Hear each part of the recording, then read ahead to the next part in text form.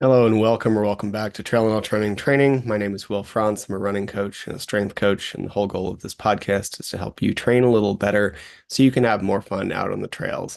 Today we're going to talk about a few things, including some self-sabotaging stories and some rehab ideas.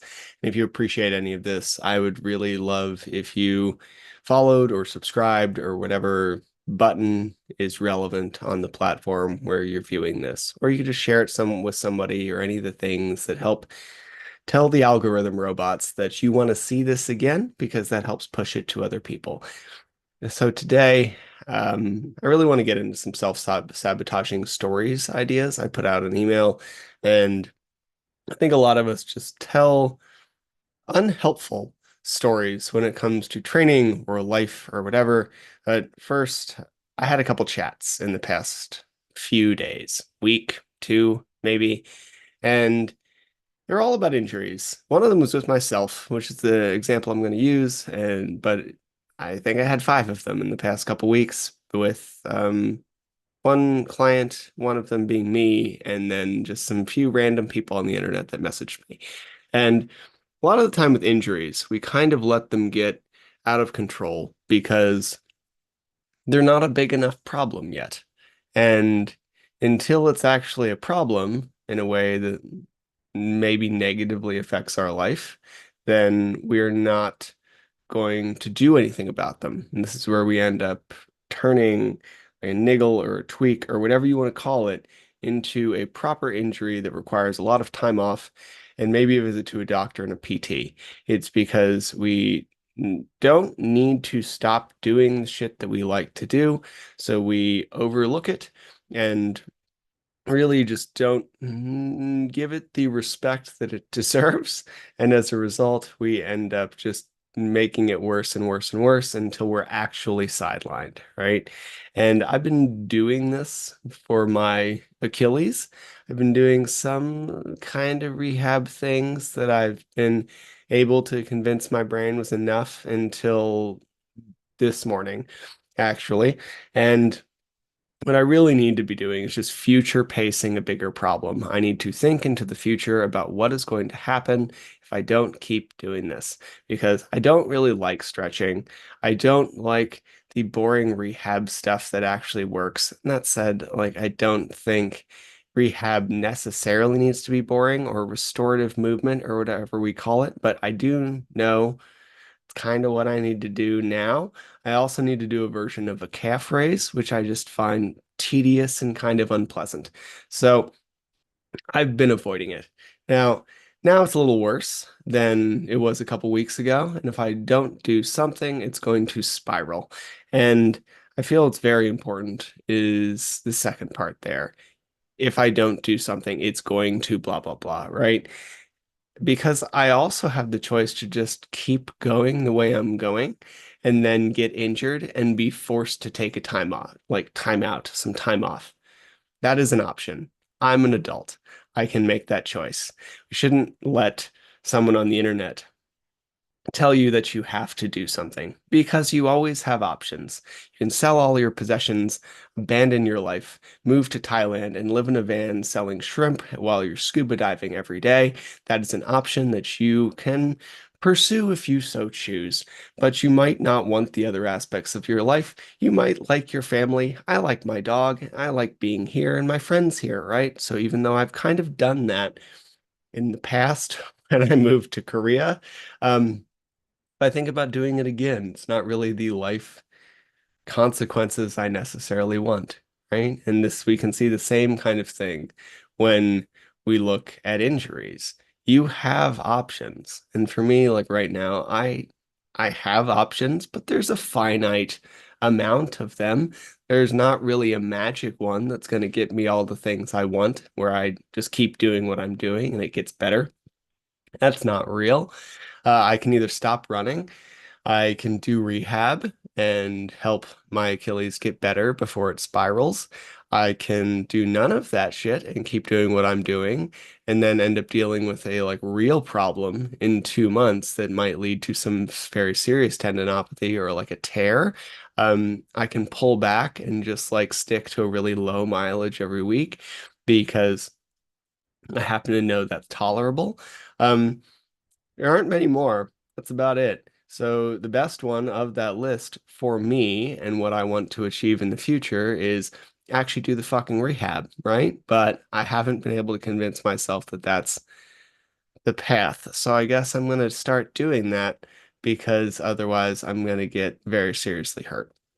Now, today I'd said I wanted to talk about some self-sabotaging stories, and you might have gotten an email from me on this. And I'll say that I'm like turning more emails into podcasts and Facebook posts into emails and all sorts of things because I'm not, I mean, there's multiple reasons for this, which I will reveal here.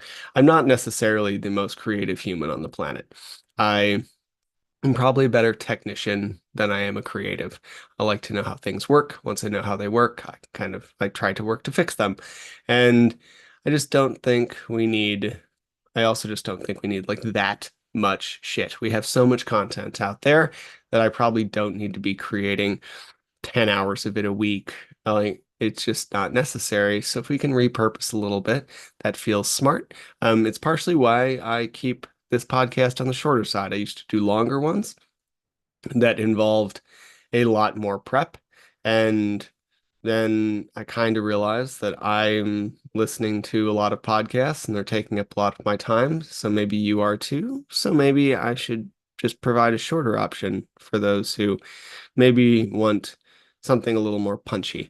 And then finally, well, actually, two more. I can get to the details a little more. So for like an email, I try to keep it somewhat short and concise.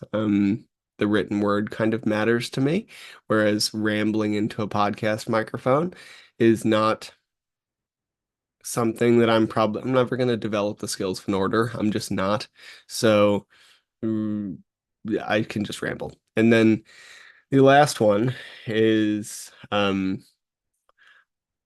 I want to give people multiple options. So like I'm not really a big email guy. I don't read a lot of them. I'm on quite a few lists of people I really like with good information.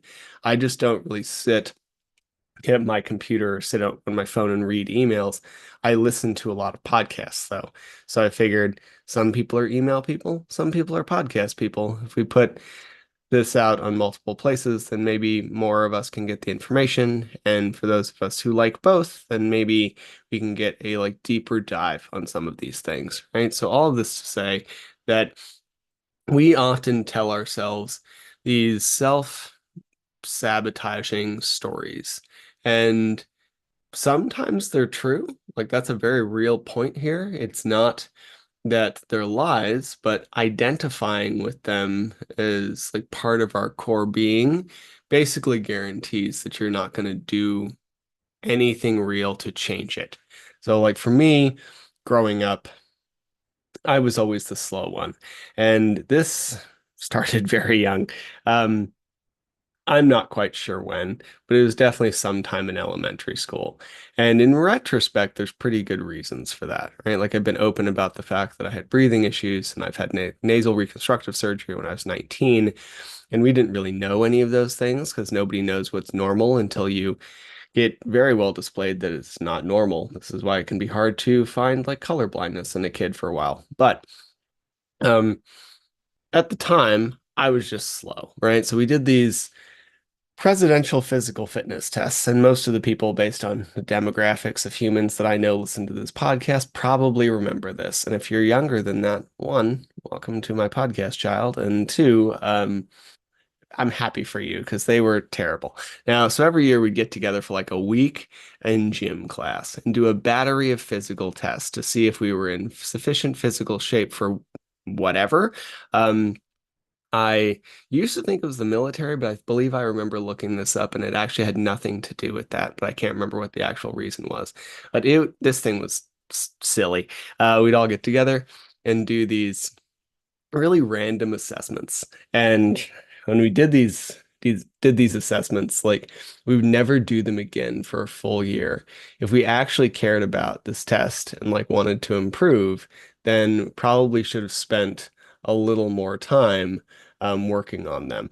Right? Like this is actually a big thing with like the NFL Combine, um, where Sorry, my microphone just died, so I just turned off Instagram Live. So this is actually a big thing with the NFL Combine, where they noticed that once people actually started practicing the metrics on the test, then they just started doing a lot better on the combine. Because no shit, you should actually practice the test, right? So when we start practicing the test, we do a lot better on things that we're looking for. However, we never did that. We never did any of that. We would like do this mile run every year. We do stretchy and reachy things. We do some pull-ups, and we wouldn't touch any of that for like an entire other year.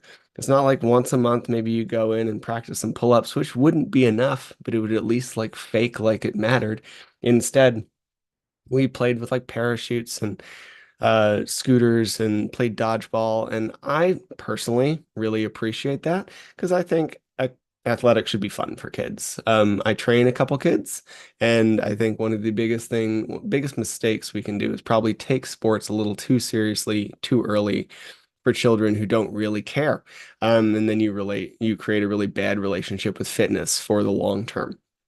Um, so I'm actually not criticizing gym class. I'm saying that if gym class had nothing to do with building this level of physical fitness that we were supposedly being tested on, so maybe the test was stupid. And, and while I was decent at a lot of these things, there were two that I always failed. And the my friends who were like really good at the ones where I failed always like sucked at some of the ones I was good at. So like they couldn't do the sit and reach one because their hamstrings and whatever were super tight.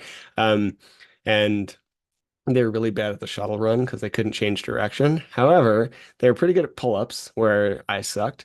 And I also think the standards were wild. I forget what they were. I looked them up when I was writing the email, but I do remember thinking that I don't think I could pass the pull-up standard for a 17-year-old now. I think it was like 13 or 14. And I have big legs. I've had big legs since I was a kid. I haven't had anything resembling a thigh gap since I was like 4 years old. So there's just no way that um, unless I practice them very often, I'm going to be very good at pull-ups. They're a tough skill and they're a really difficult movement. And I'm an active adult who climbs a lot of rocks and walls. So if we're looking at that, it just felt kind of completely irrelevant to skill base, right? And then when we also look at the other one that where I sucked was the mile, though. And this is why this is relevant to this podcast, because running. Um, Every year, like line up on this soccer field. We had a bunch of fields at the back of the school, partially because I was a like private school kid, and partially because we had the pleasure of sharing a campus with a like local college. So we would like share the soccer field. So we had a lot of space in Pennsylvania. And line up and we'd go run around them and we'd run like children. So you'd go out way too fast and then you'd kind of burn out and then you'd get your second wind and then you'd burn out and then you'd get your third wind. And then eventually it was over. And I think I hit the mark once because there was one year where it was like just under an 8 minute mile and I had just gotten like a mild growth spurt for like fifth grade or something like that. And then after that, it was all downhill again. But I never made it to the highest one, and it was just difficult. There's some kid who I definitely know ran a like sub 6 mile before we were 10. I'm sure he became a track star, but most of the kids like did fine. They kind of passed, and then there was like me and one other dude at the back of our very small class who couldn't make it. And then this continued. This was not just a fitness test thing. Like the second year I wrestled, I made varsity. To be clear, I wasn't very good. There just wasn't a lot of competition in the weight class, and I was a little better than the other guy.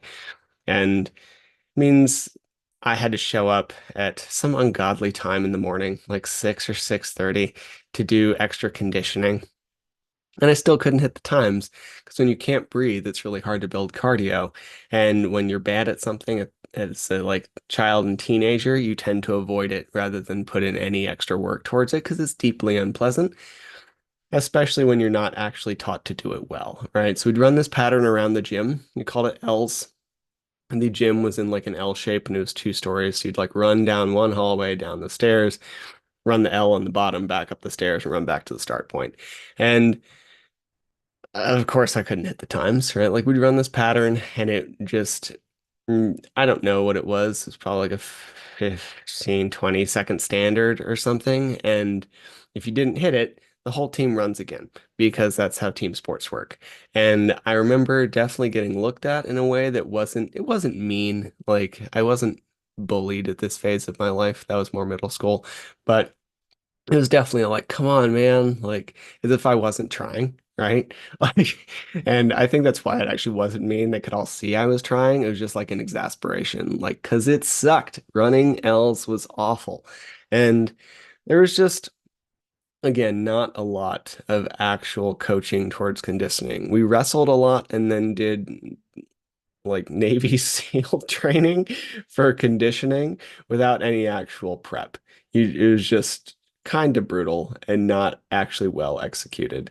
But he tried. The coach was nice. He just wanted us to be fast, and he was our history teacher, and he didn't know what he was doing. So it was fine, but this definitely like solidified the I can't run thing. I got year after year this like constant message that I was slow. And because partially I was, couldn't breathe, couldn't do much cardio, and it was just this like self-perpetuating cycle.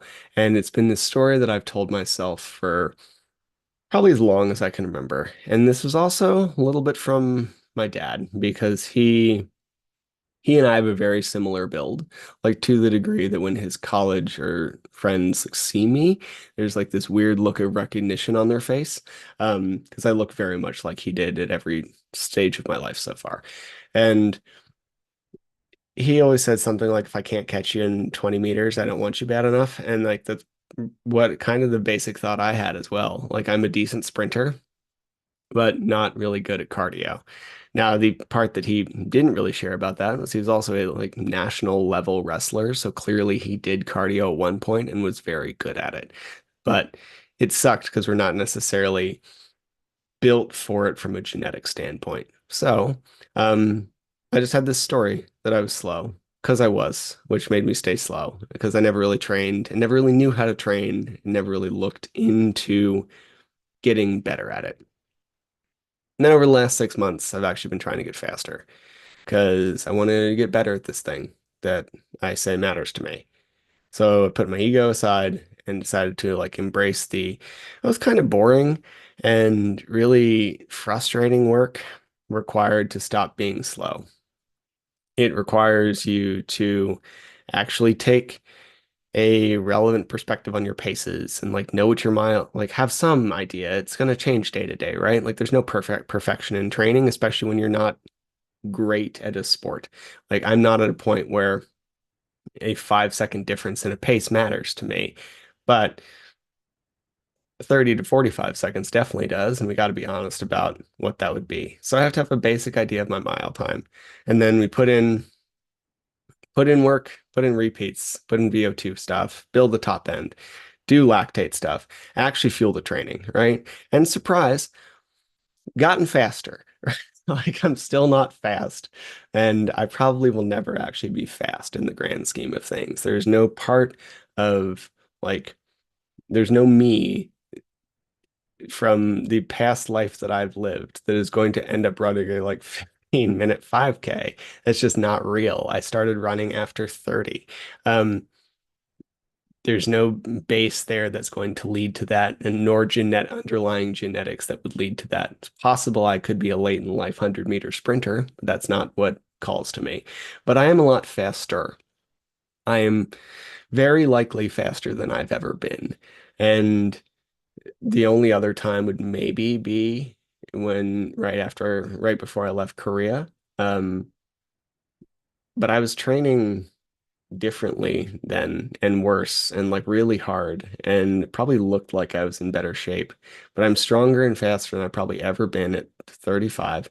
And it's partially because I've like taken a step back and actually decided to see what I can do and put in some of the boring work. And it hasn't necessarily been easy, but it's been fun because I've just committed to the progress, like the week after week, trying to push a little bit faster or extend the distance a little bit more. Run almost every day for months now. I've done speed work every week. I've eaten more food. I've actually fueled my runs. I've like prioritized some level of sleep when my body will let that happen. And I've also had to like put some other goals on the back burner because I always have just so many of them. But it's working and I'm getting faster. And it's largely because I finally stopped holding on to this like childhood identity of being the slow one. I just stopped accepting it and instead decided to see if I could prove it wrong. And as of now, I am making some semblance of progress. And sharing this, not because I like talking to myself. I actually find it very boring. I've lived this life. I don't need to hear this, but um, it's easy to overlook how much our personal stories can become our identity and how much impact these stories that we just maybe not even know that we're telling ourselves on the daily basis um, can affect our behaviors and affect what we do. I meet so many people who like constantly talk themselves out of progress because they just don't believe it's even possible. They identify with whatever's been going on, be it I have bad sleep or I'm weak or I'll never be able to pick that up or I can't deadlift that or I can't squat or my like I have knee pain, I have bad knees, my ankles hurt, all these things. And it's not that any of them are untrue, but constantly telling those stories means that we're probably not going to do any of the work to see if they're reparable or improvable. If you just have bad knees, well, depending what the problem is, the answer is often get stronger quads. But get stronger quads often involves you doing stuff that's probably not going to feel comfortable on your knees. Doesn't need to hurt, but it's probably not going to feel great. And if you just have bad knees, then as soon as it doesn't feel great, you're going to back off because you feel like you might be doing more damage. When instead, we're actually just like building some of the stimulus that's going to make your knees better in the long run. And this is the kind of stuff I see from everybody, not just runners or who think they're slow or whatever. It's every person in my job. We all have these stories that just don't help us. And it's possible you may never hit the goal, but you'll definitely won't know unless you try. And there's this old like Henry Ford quote, whether you think you can or you can't, you're right.